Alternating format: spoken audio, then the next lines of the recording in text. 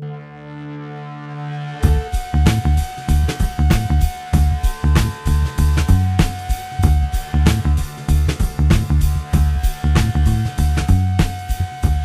everybody, to the Nightly News Podcast. This is Professor Paul Miller, and we are sitting in today with our most prolific guest and our henceforth named Shining Star. Oh, such Adrienne a warm Thoman. welcome. Adrienne, welcome to the podcast. Thanks for having me. Adrienne is the Director of Student Engagement, and we have her down every single month to talk about the jam-packed activities calendar. So we have a ton of things that we're going to talk about, big things happening here at Central Penn College in November as we get you ready for the Thanksgiving break. I know that Thanksgiving break can't come soon enough, right, Adrienne? I'm excited for all the holiday foods. I'm not. I like food too much, so I have to be good this Thanksgiving because I don't want to have to pay for it going to the gym, twice a day for the next month because of it. Although I will say I've actually kind of gone in a different way, and we're going to talk about this a little bit more with the Residence Life Thanksgiving dinner, but things have shifted in my family somewhat. My grandmother's getting a little older, and we used to have a family tradition of going over to her house, and she had a nice big house, and we have a large extended family. And she has passed the torch to me. She didn't pass the torch to my mom because, Mom, I'm sorry if you're listening to this, she's not the best cook in the world. But she'll admit that. She would much prefer that I cook because she knows that I do a good job. So we're looking forward to Thanksgiving, and I certainly will be looking forward to having a few days off from work. But we're also being joined here by Nightly News Vice President Christian Fulp. Certainly fans of the podcast remember Christian. Christian, it's a pleasure to have you back on the show. It's a pleasure to be here. Thank you. Well, let's start off right at the top. There's a lot of major things going on here this term. None bigger, in my personal opinion, and of course I'm talking from a Nightly News perspective, about basketball. We had the fine opportunity to broadcast with Tyler Coleman, myself, Zach Morrill, and of course Doug Fisher was on commentary. Doug was the previous soccer coach, and unfortunately when we went into this endeavor with soccer, most of our club members not really knowledgeable about soccer, and that sort of was a hindrance to us doing it in the past. We recruited a former player who unfortunately Zach was injured and out with a torn ACL this year, but did and was able to commentate a few games. But Doug Fisher came, and I'll tell you what, the insight that he has on soccer is amazing. So, of course, you can go back to those. We did several men's and women's games. You can always go to our YouTube channel and check those out. But Christian, we are so excited for the upcoming basketball season. Last year, we had the opportunity. I believe we broadcast 6 games last year, and you were my partner in crime on commentary. And we're looking forward to another amazing year this year. What were your thoughts last year, Christian? As you think back to that experience and the experiences that we have, what were your impressions from? Because that was really the first time you ever got to do anything. Yeah. So, at first I was a little nervous. Well, not a little nervous, a lot nervous. But when I started doing it, I felt more and more comfortable just because I had you on my side, and I love basketball and I like talking. And it's what I want to do in the future. So I just got better and better. And this upcoming season, I want to try to get better and more improve on how I pronunciate and just emphasize stuff, so I'm just ready. I gotta tell you, I could not do it without you. And I'll fully admit, I do like basketball. I do watch basketball. Growing up, basketball is my favorite sport. I was a fan of the Knicks. I don't really follow basketball much anymore. It certainly doesn't help that the Knicks are terrible. But I grew up with the Patrick Ewings, the John Starks, the Larry Johnson, Sprewell, Allen Houston. That was my team. And of course, the only time they got to the finals, they got swept by the Spurs. So they never broke through. But I do love basketball, and we are in such an amazing position here with Central Penn College because, especially on the girls' side, we have the opportunity to see one of the finest lady basketball players in the entire country. Definitely. Who actually, Jalen Burton-Jones, averaged more points per game than any other lady college basketball player in the nation. She's a rock star. She really is. Amazing. And I'll tell you, we are so looking forward to doing this. What do you look forward to this season? So obviously you said, you want to make some improvements, and that's part of this, right? Even myself, I'd never called basketball before. Mm-hmm. So when I watch back at the games, and of course I usually get positive feedback, and I'm sure you did too, but I want to get better too. Other than that, what are some things you're looking forward to this year? Of course, I'm looking forward to seeing our men and women succeed. Just watching them play just gives me good vibes. It makes me miss basketball, but I play baseball here, so just watching another sport just makes me proud of them, and I'm also just proud of myself for being able to announce it. The kids, the players actually just love that we are out there doing that for them, and they tell me about it walking around campus. It makes me feel good. Well, there's for sure, you say you miss playing basketball. Well, Christian, you're a part of the team. We're the press now. So we are part of the team in the same way that broadcasters are part of other teams. So just a little bit of insight here about the basketball games. So the first basketball game we are going to be calling is the ladies' home opener. Now, these games, it is important to note, do start at 8:30. We will be broadcasting them on our Nightly News YouTube channel. I will put that along with this podcast. And we will be calling the games on the 6th, the 13th, the 18th, and the 20th. So of those first 4 games, we have 3 lady games, 1 gentleman game. Again, that's the 6th, the 13th, the 18th, and the 20th, and we will start, about 10 minutes before. We'll have a little pregame show with Christian and I. Also, Tyler Coleman's going to be joining us this year, so you'll probably hear all 3 of us on commentary at some point. Christian, I got to tell you, other than getting out of that gym at 11 o'clock, I'm so looking forward to this, and I'm hoping I have time like in the afternoon to take a nap or something, because I don't know how on point I'm going to be, but I'm really looking forward to this, Christian, and of course, going forward, I'm looking forward to doing baseball again this year with Tyler and Brian. So honestly, I can't tell you how excited I am about this. So it's awesome for the school. And Christian, I thank you very much. Thank you. All right, Adrienne, there's a couple of other things here that we want to chat about. The first thing I want to talk about is something very special that you have never done before, and that's going to take place on November the 5th. That is Club Leader Boot Camp and Bowling. Tell us more about this. So we really wanted to give our club leaders the opportunity to build their skills. Like anything, it's a learning process. We always want to continue to grow and improve. And I had some really good conversations with the club advisors to try to figure out what topics would be most beneficial, and we are putting together a boot camp. We're going to have some fun, we're going to learn some stuff, and then we're going to have some social time afterwards with some bowling. And the topics I think are great. We're really going to work on, Christian, you probably can speak to this, but you balance a lot of commitments as a student, right? Mm-hmm. A lot. Like tell me about, what all are you involved in? Well, I'm a father. I work full-time, go to school, and I play baseball, and also the club. Yeah, so those aren't little things. Those are all big things, and you're trying to balance them. So one of the things that we really wanted to work on was to give the student leaders some skills and some strategies to be able to balance those multiple commitments, to know what to do when they find those moments of overwhelm, because hello, college, and I'm sure Christian's like, yeah, I felt that, right? We all have.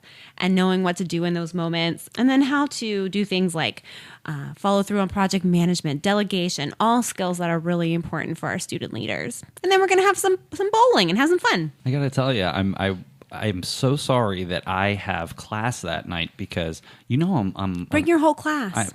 I wish I could. They would love it. I am a wonderful bowler. I actually I bowl every week in a league, and I have about a 200 average. I could teach you guys a thing or two out there. I get triple digits sometimes. Ooh, hey, that's a start. Oh right? yeah, sometimes. But Adrienne, where did this come from? I know that you kind of mentioned this, but this is a new initiative. Where did you get this idea to do something like this and to really engage with our club leaders? Well, I got to put all of the kudos and the shout outs to our club advisors, because they have been so, and you are one of them, but have been so open about things that we can do to help benefit our students and really help them to grow into their roles as student leaders. And I try to touch base with our club advisors at least once a term. And I love that, by the way, too. Just to see where helpful. things are going and how everybody's doing and what needs and problems might be arising. And one of the things that came up were some of these topics. So we're gonna address them. We're gonna have some fun and hopefully teach some new things. So if anyone's interested in being a part of this, it is typically for club leaders, but that doesn't mean that other club members can't join also. I'm 100% open to whoever wants. Of course, because those people might at some point become a club leader. Exactly. Christian was a part of the Nightly News for, a year and a half before he was promoted, and there might be some more promoting going on in Christian's last year here. So that will be on November the 5th, Tuesday, November 5th, from 4 to 8. If you want to be a part of this, please reach out to Adrienne for more information. One other quick thing that I would like to discuss here before we move on to Adrienne's Feature 3, everyone's favorite segment on the Nightly News Podcast, is on Monday, November 11th on Veterans Day is the Veterans Day Luncheon, and that will take place in the Capitol Blue Cross Theater from 12 to 1 p.m. Later on today's podcast, you will hear from the Armed Forces Association here on campus. They're going to talk a little bit more about this Veterans Day Luncheon and how you can get involved if you are a previous service man or woman or just want to support the cause. So that's such a wonderful experience that we have every year. There will also be a sort of a memorial service at the flagpole prior to that luncheon. So again, it'll be sort of a whole day thing. So please, I know that sometimes people aren't necessarily on campus on a Monday. That certainly would be a day to try to come down to campus and have a nice luncheon with your former veterans, active duty, or people who are just there to support. So again, stay tuned later on for the AFA section of this podcast, and we'll talk more about the Veterans Day Luncheon. All right, that brings us, Adrienne, to everyone's favorite segment, Adrienne's Featured 3. We got a huge number of events coming up for Adrienne's Featured 3. What's number 1? Okay, so I like to wrap multiple events into one, but one of the things I wanted to bring up was SGA, our Student Government Association, elections. So we have an opportunity here for that our students are able to have a direct connect to our leaders here on campus. Our Student Government Association meets monthly with our campus college president and with other administrators, and they are asked to give input and ideas, and they truly are a part of the planning process here at Central Penn. Which is extremely unique, by the way. That certainly does not happen. And to have the access to Dr. Linda Fedrizzi-Williams here that not only the SGA does, but even our individual clubs, I personally think is quite unique. Mm-hmm. And I'm glad that she has made that a priority in her presidency to do that. Absolutely. I love that. And I love that they have the opportunity to meet with her like that. We are going to, Bree McCoy has done an amazing job as SGA president, but her reign is almost at an end. And we are going to be looking for the next SGA president and executive officers. So right now nominations are open, and on November the 5th, the election's actually open. So on election day, I wonder if it was planned that way. Interesting, very interesting. But the first step is to be nominated. You get nominated, then I will get notification of that, reach out to that person to confirm that they are interested and qualified to run. And then all of the candidates that are eligible and that have accepted the opportunity to run will then be part of the voting that will start on November the 5th. Awesome. So that will be open between 12:01 Tuesday, November 5th, and that will then close later in the week. But you've got something interesting going on in regard to the SGA election, Adrienne. Yeah. So on Friday, election closes at noon.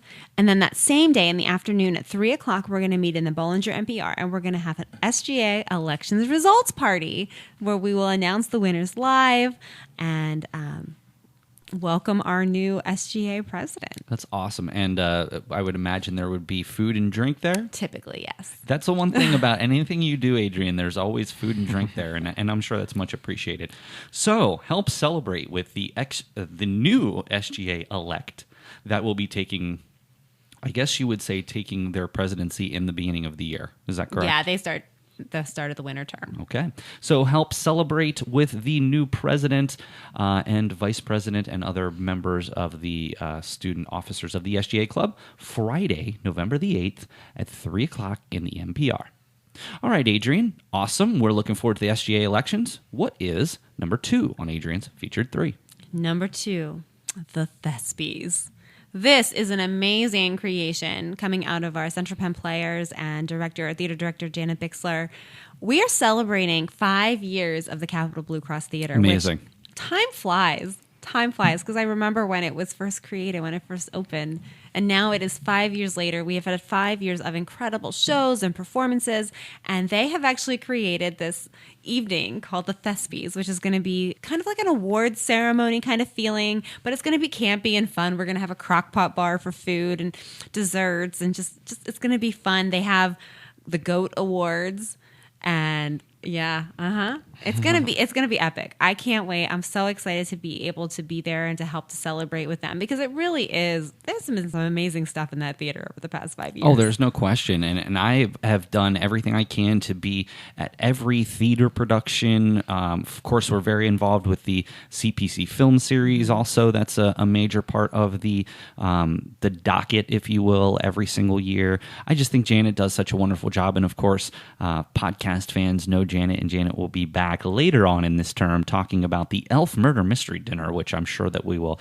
look at in December. That's going to be fun, too. So the Thespies. Now, this is not necessarily something that is open to the public. However, Adrienne has agreed that if people, the podcast fans, are interested, that they can reach out to her for more information. So if you are interested in going to this and you hadn't been invited necessarily, please reach out to Adrienne Thoman at centralpenn.edu, and she can see what she can do to sneak you on the guest list. I'll do my best.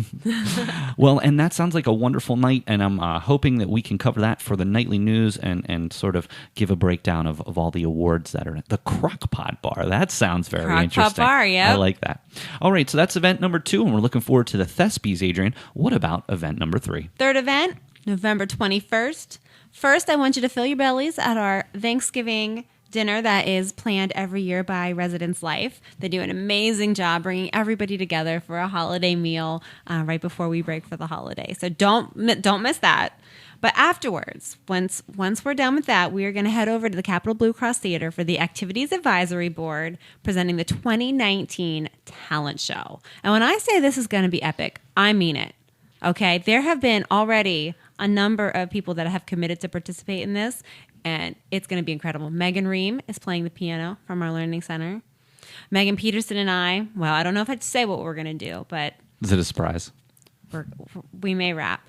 Okay. Uh-oh. Yeah, it's going to be good. Every year at the Women's Leadership Retreat, we create a rap and perform it. So I think we're going to do that again for this. Christian, if you were made to do this, what talent do you think that you would have? I don't know. Besides everything that I do, I don't think I have a specific talent to just put on. I don't know. I can't. Brian is adamant about me doing this, and Come on. I wouldn't know what to do. I don't know. I would love to do it too, but every time I hear talent show, I just don't know what talent I have to perform. Maybe you guys could play off each other doing funny, corny jokes or something. I don't know. I'm not really even all that funny. I'm not funny, but I say the joke. I'll tell you the one thing I've always wanted to learn that I haven't is I love cards. I love playing cards. I love playing all types of different card games. I've always wanted to learn how to do some card tricks. There you go. But I don't know. That's pretty short notice for me to try to figure out how to do card tricks in front of an audience, Adrienne. Oh, well. Well, let me ask you. This is the first of its kind as well. Where did this idea come from?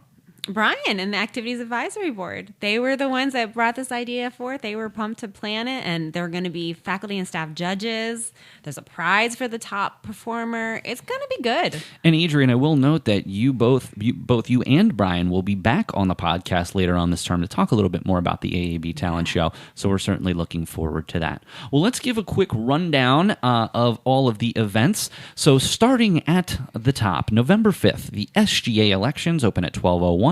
They'll close at noon on Friday the 8th. You can look in Student Central for more information on how to vote. And of course, stop by the SGA election results party on Friday, November 8th at 3 o'clock in the MPR. We also Christian and I talked at a little bit of length about the basketball slate coming up. The Nightly News will be covering many of the home games for both the ladies and gentlemen basketball team, and so you can tune in to our YouTube channel at 8:30 p.m. on November 6th, 13th, 18th, and 20th, and of course we'll be doing more in December and January as well. Of course, the Thespies coming up on Saturday, November 8th at 7 p.m. in the Capitol Blue Cross Theater. Reach out to Adrienne Thoman at centralpenn.edu if you have any more information. Monday, November the 11th, the Veterans Day Luncheon. It will be in the theater. Stay tuned to later on in this particular episode where we talk to the AFA and learn more about that. And of course, the AAB Talent Show on Thursday, November 21st. In the Capitol Blue Cross Theater at 7:30. Of course, after the Residence Life annual Thanksgiving dinner, that'll be in the Conference Center at 5:30. Sound good, Adrienne? Sounds good to me. All right. Well, Christian, thank you very much for being here. You always do such a tremendous job. I'm so looking forward to calling these games with you and Tyler. I think that we're going to have a really fun season. And to be perfectly honest, this is certainly the most optimistic our teams have been in a while in terms of their chances of getting into the tournament and winning it all. Definitely. It's great to be here. I always love doing this. I love being a part of the club and the podcast. Well, we enjoy having you, my friend. Thank you very much for spending your time down here. And Adrienne, as always, even after our long podcasting day here, we were up early this morning to do the Pirate Life podcast. How's that been going so far? We are having so much fun doing it. Well, and learning every step of the way. It's a good time, and I certainly enjoy kicking off my mornings with the Pirate Life podcast. So, again, you can check that out, Pirate Life Podcast on Facebook and on all of your favorite podcast platforms. So, Adrienne, thank you very much for doing everything that you do for our students, and it's always a pleasure to have you on. Thank you for having me back. All right, that's it for another episode of the Nightly News Podcast. For the Nightly News Vice President, Christian Fulp, and for the Director of Student Engagement, Adrienne Thoman, this is Professor Paul Miller. Stay tuned. We're going to talk more with the AFA Club coming up next. Hi, this is Steve Hassinger, Career Services Director. Thank you for listening to the Nightly News Podcast. Welcome, everybody, to the Nightly News Podcast. This is Professor Paul Miller, and we have a very special occasion today. We are going to be talking with advisors and members of the AFA, the Armed Forces Association, here on the campus of Central Penn College. One of the more busy clubs here on campus. We have a ton of things to talk about with this group of fine gentlemen here sitting in the podcast studio with me today here at the Boyer House at Central Penn College. So I want to introduce everybody. We have three people here on the show today. We have the Interim Dean of Professional Studies, Ben Lipschitz. Ben, welcome to the podcast. Hi, thank you. Well, great to be here. We also have the President of the AFA Club, Randy Raymer. Randy, welcome. Thank you. Thank you for having me here. And, of course, we have certainly in Nightly News Podcast aficionados will certainly know this gentleman I'm about to introduce. In addition to being the Nightly News Secretary and involved in a plethora of other clubs here on campus, we have Parker Rose, who's the Vice President of the AFA. Parker, welcome back to the show. It's great to be back. So I want to start off, and I kind of want to get a little bit of your background. First, I would like to share a little about myself. While I am not personally a veteran, I am from a family who my grandfather was a Korean War veteran. He was in the Air Force. And so ever since I was a kid, I understood the value and the need for the support of our military men and women. So while I can't say that in terms of that, I don't have that in common with you gentlemen, I certainly absolutely have always been supportive of our armed forces, as I think that is needed. The support there, not just for the active duty individuals, but I'm sure, as we'll talk about, those who may suffer from issues from being in combat and when they return home, and support that's needed for those individuals when they return. So I want to start off with you, Ben. Ben, if you wouldn't mind just sharing what your military background is, what branch were you in, what were the things that you can talk about, share with us a little bit more about your background. All right. I am a 10-year Army veteran. I was medically retired after being injured overseas. I served a couple tours overseas and ended up getting medevaced out of country and came back to Walter Reed. I happened to grow up in York, PA, and so it was relatively close to home. So I came home on the weekends, and after being retired from the military, it was the only thing I ever knew. And it was a hard adjustment. And so I transitioned from having a job, having a career, having people around me all the time, to being at home by myself. And it's actually how I got into education. I went back to school, and I just kept going back to school because it's something I enjoyed and I could then just grasp and do for myself after that point. So I originally got into the military because, as you said, I came from a military background as well, from my family. My grandfathers, my great-grandfathers, my dad was in the military, and on my mother's side, their family was also in the military as well. And so it just seemed like a very natural progression for me to go into. And it definitely gave me the occupation, a job, a sense of self-worth, and as well as the maturity I needed, which I really didn't have coming out of high school. But for myself, I know being injured overseas and then suffering from PTSD and then traumatic brain injury, I can relate to a lot of the issues that just veterans face these days, especially those coming out of like OIF, Operation Iraqi Freedom, Operation Enduring Freedom, Operation New Dawn, just a lot of acronyms for the current operations going on currently.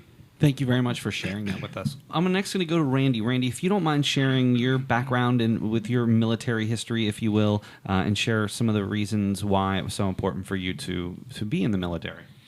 All right, so I served 3 years in the Marine Corps. I got a late start to the military. I didn't join until I was 20. I tried to do the whole school thing for a while. Once I got out of foster care, I was in the system, and didn't really know which direction I was going with my life. And the Marine Corps was just one branch that always stuck out to me. So in 2005, I enlisted in the Marine Corps just to get out of the area, start a new life, and just to have a career. And it got cut short 3 years into it. I was going to work up, getting ready to deploy, and I ended up injuring my knee. So I ended up just staying back here in stateside and supporting my unit who was deploying overseas. And so after 3 years, I got a medical separation, and then that's where I began the whole process of getting my knee repaired for the VA. And that's where this, the campaign we're about to, we're supporting here, that comes into play and holds a strong tie to to me anyway, is that a lot of these issues that veterans are experiencing nowadays when it comes to homelessness and substance abuse and mental illnesses and stuff, a lot of those things I experienced myself. But pretty much from the Marine Corps itself, I believe the Marine Corps played a big part in my success here at Penn, Central Penn, as far as building a solid structure, a solid foundation for pushing through anything that because there's some days on campus here where, I don't enjoy it the most or I'm having a hard time, but the things that the military in general kind of builds you to be has helped me be successful here in a college campus. So I think that's such a great point, because what you're basically saying is because of your experience in the military, you can now sort of overcome hardships in your life, and you've seen firsthand what an actual hardship actually is. And maybe when you think about it on the grand scheme of things, maybe being a little bit behind in a class is not necessarily gonna bring you down maybe the way because of your experiences. Would you say that that's true? Yeah, I'd say it's pretty accurate, yeah. Cool. And Parker, of course, we've talked about this a little bit on the past, but if you want to share with those that may not be familiar with your background, please share your military background. So a little bit about me and my military background. I am still currently serving in the National Guard, which for people out there that don't know, the National Guard is a component of the United States Army. I enlisted in the National Guard in the summer of 2016. And I went to Fort Jackson, South Carolina for basic training. Then after that, I classed into the 92 Gulf, which in military terms is a culinary specialist, aka a cook. At Fort Lee, I was awarded a Army Achievement Medal for being an honor grad. So when I got back to my home base unit, I was promoted and got a certificate. And everything in the Guard's going good. I'm really enjoying myself, being able to. The thing that the military helped me, besides but the benefits it offers, the traditions, and also being a cook, it helps me develop that skill needed in life. And like what Professor Lipschutz says, and you, Professor Miller, is I joined because of military, because of family. My grandfather served in the Army Reserves. My great-grandfather served some time before he was on both sides. My great-grandfather on my grandmother's side was actually a cook, too. My grandfather on my mom's side was in the Air Force, and my great-uncle was in the Air Force as well. So a lot of military tradition in my family as well that helped me take the oath of enlistment and continue serving where I am today. And trust me, there's no better skill to have in terms of for the rest of your life than knowing how to cook. Trust me. Well, I do think that is an important component of all of this, your backgrounds with this. I kind of want to move to the club, because the club's been around for a little while. What if you guys had to just put into one sentence, and I can go around to all three of you, and maybe you'll overlap a little bit, and that's fine. What is the function of this club? And we're going to get into in just a little bit what some of the things you've done in the past and things that you're looking to do in the future. But when you first heard that this club existed, what drew you to it to the point where I know all three of you are extremely involved? Randy, I'll start with you. What do you believe the purpose of the club is, and where do you feel you fit in? I believe that maybe the first purpose of this club is a sense of camaraderie. While you're enlisted, you're active duty, you have that sense of camaraderie with your fellow soldiers or Marines. And I guess the second I would say is the purpose of this club is a club of service. It's a club to support other veterans. Whether it's outreach or awareness, veteran issues, not just here on campus, but also within the community as well. Of course. Ben, what do you think? I think Randy knocked it out of the park with that one. It really is that sense of camaraderie and brotherhood, and just it's reigniting something we all had while we were in the military, while we're currently serving in the military. It's just that sense of unity and purpose. Any type of playful jabs at people coming from different backgrounds, Army, Navy, Air Force, etc. I usually could, but not here. Parker, to you, what does this mean to you personally? Piggybacking off Professor Lipschutz and Randy, the brotherhood, that is the main important thing, because when stuff comes down to that, having people there that are like professors and students on campus, they're like your brothers to you in that club. And also being a part of the club to be able to give back to the people that served before me, that served the country to protect me when I was young, and now I'm taking the torch of their role because they're retired or couldn't serve no more because they're retired. It's just a good experience to be able to be a part of that brotherhood and helping where I can. Well, and it is important to point out there are several other faculty and staff members that are a part of this. So in addition to Ben, we also have Joe Robinson from Security, Dan Garissi from the Advising Center, and Sam Morgan from our Criminal Justice Department are also heavily involved as advisors to this club. So certainly if you are, is there a requirement of being a part of a military organization to be a part of the club? No. There really is not. I mean, anybody can join the club. We do have other people that are not military service members or veterans in the club with us. Dan Garissi, I mean, he just helps the veterans on campus. He's the veteran liaison, and he wanted to be a part of this, and he's been a great asset to the club. I think it's one of those things that we can also see as, especially myself as a veteran, is coming back to school, and you're missing something. I mean, for myself, I was an older student coming back to school here at Central Penn, taking evening classes and online classes and daytime classes, and I just felt disconnected. And then having a club like this, just to reconnect myself to the other people here, to help reconnect myself to the school and the community, would have been highly beneficial to have. So I want to talk about some of the previous things that you've done, and then, of course, we're going to get to some of you have a full slate of things that you have going on through the end of the year, so I want to take some time to talk about that as well. In previous years, you've done a variety of things.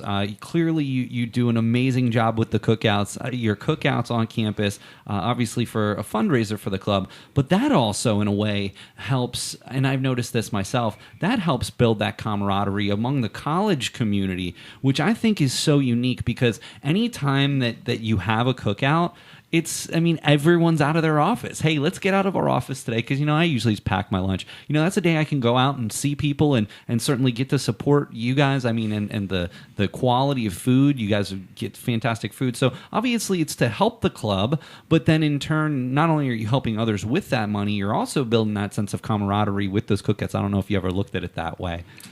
Absolutely. I'll make a joke. I actually look at it as experience. You guys are helping me be able to do my job and get better at it. It's quite simple. Well, that's great. You've also, in the past, and I'd love for you to talk about some of these things. First, you brought several food trucks to campus, Mission Barbecue and Soul Burrito, and provided a free lunch to the campus. Can you just tell me what where that came from and why you decided to go that particular route? Originally I brought the trucks on campus for the Memorial Day. That morning we had a service out in front of the flag post, and then we had the cookout. Is just to I guess bring recognition to the day itself, and also to just get the community, get the college campus out together. We had music, we had some games, we had food out there. It was just I guess celebrating and memorializing, I guess, fallen veterans in the past, in the right way, of sending the right message. Awesome. So another thing that you've done is last Thanksgiving you did a turkey drive. I'd love to hear more about this. And Ben, are you planning on doing it again this year? So last year we actually were able to raise funds, and then we were working with Wise to get a good price for our turkeys. We were actually able to donate 25 turkeys to the Mechanicsburg Meals on Wheels. And we were able to take the turkeys right there and drop them off and deliver them. And it was a great opportunity to see them in action, cooking those meals, getting ready to send them out for delivery. I think this year we're actually changing it up slightly. We're actually working with a local nonprofit through an organization called the Central Pennsylvania Food Bank. They actually have a program where they earmark food specifically for veterans called the Military Share. And so with the organization we're actually partnering with for our homeless initiative, they actually provide food weekly to about 20 to 25 veterans in Lemoyne. So we'll be working with them this year. Another thing that you've done in the past, which is, to me, one of the things I've absolutely seen, is your Toys for Tots drive. Parker, would you like to share about the successes from that from 2018? Certainly. From last year, so Dan sent out an email, because I didn't get the final count right away, but we raised over 100 toys for Toys for Tots last year, and Dan actually sent an email this year. We have a goal as a club to raise over 150 toys, and seeing that is very important. Like, I'm a firm believer that no kid should not go without an empty Christmas, and to be able to be a part of that campaign and help out wherever we can with that, it's just truly heartwarming and helpful. So in terms of these two fundraisers that we're looking forward to this year, whether it's the food donations or the toy donations, how can people here on campus get involved, or who could they contact, or where are the bins going to be for the Toys for Tots? So this year for Toys for Tots, we have a bin in the front lobby of ATEC, and then over in the West Wing lobby as well, we have two bins where anyone can come in here on the campus and donate a unopened toy in the box that we delivered to kids. Are there specific needs that the Toys for Tots individuals share with you, that maybe they're looking for some things more than others? From what I know from my general experience, I've volunteered with Toys for Tots in my local area in past recent years.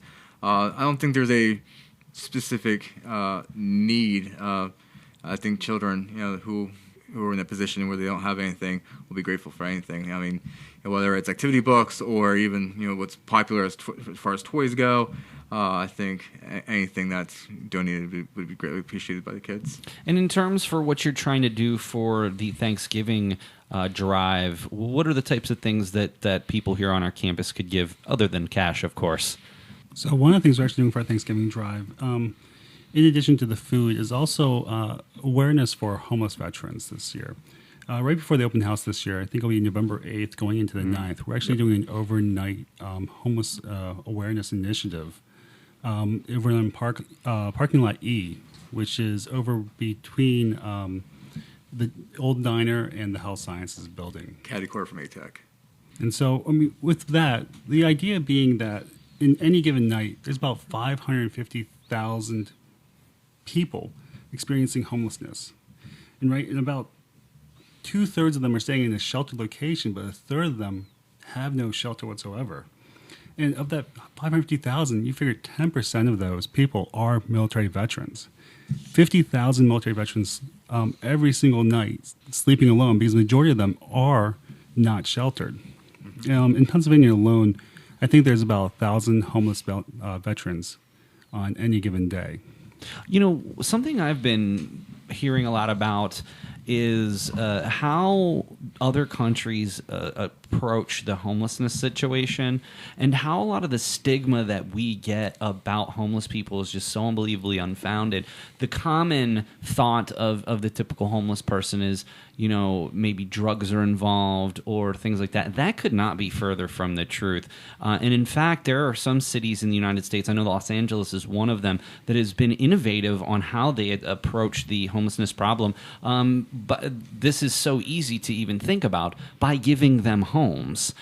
So many times, especially in certain places, people want to focus on maybe some of the issues before we can get some of these individuals into homes. Well, the bottom line is, if you're without a home is the thing that you need first before you can try to address maybe some of the other issues that are going on in your life. And I do applaud some of these local municipalities that have stepped up and tried a sort of outside of the box approach to dealing with homelessness. And of course, that trickles down to those military men and women who are also suffering from homelessness as well. So I do want to kind of give a couple of things, and then we're going to talk finally about the Veterans Day celebration that's going to be going on.